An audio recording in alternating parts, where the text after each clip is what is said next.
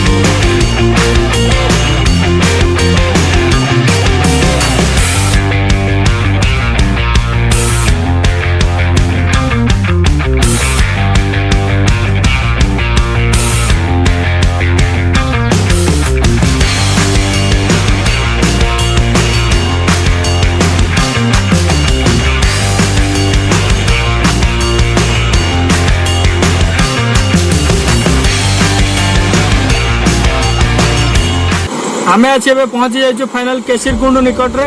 आमे देखुचे सेठारे गोटे नदी अछि जे कि बैतरणी नदी। आमे सेठाको जिबा एवं सेठाकार प्राकृतिक सौंदर्य को उपभोग करिवा। चलो